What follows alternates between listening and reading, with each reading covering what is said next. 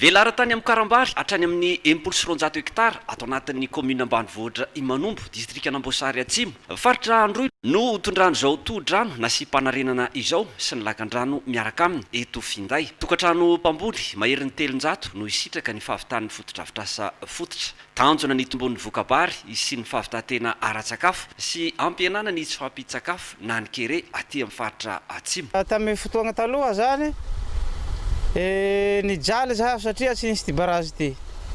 Na hinany zao tena mahazo vokatsy be zahay mety tsy hijaly aloha satria misy vokatsy be dehibe avy amin'ireo fanjakagna. Indrindrandrindra moa fa défi hinany zao tena makasitraky ireo zahay fa lefa mahazo tombontsoa tena tsara ary mitatsy le lakan-drano magnatio mila koa. Famboleagna atao zao mamboly vary le zahay teo taloha zany mahazo horaky 3 paresely magnakatse vary 10 sarety.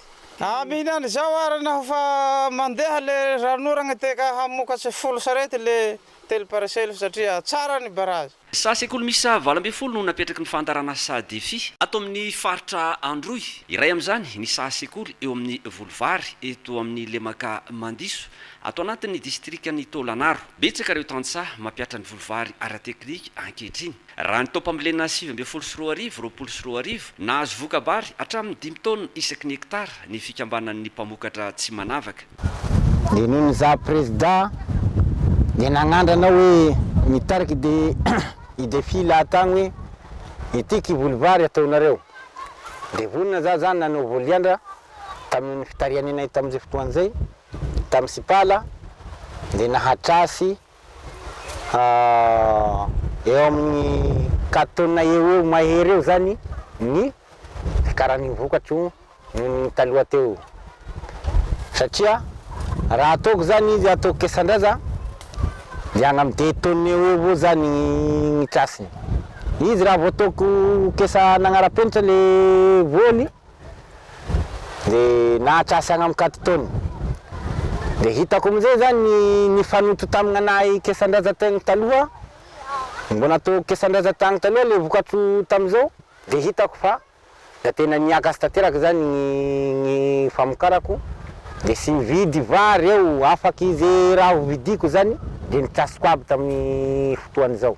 Noho ny fitombon'ny vokabary misy ny sopotra iraisana hitehirizana ny vokatra ho sakafo sy ifehezana ny vidim-bokatra. Zao zany natao hoe tragnambo zany na sompotra satria tamin'ny taloha zany izy io tamin'ny fotoana mbola nahavokatra vary de tsy maintsy misy ny tragnambo satria ny aty zany mamokatra vary intelo zany olona aty de ny vary vokatra amin'ny voalohany de mbola mifanatratra amin'ny faharoa amin'ny fahatelo de tsy maintsy apetraka ao anatin'ny tragnambo zany ny vary. Amatsina ny ponina amin'ny faritra Androy sy Anosy amin'ny ankapobeny ny vokabary eto amin'ny Lemaka Mandiso.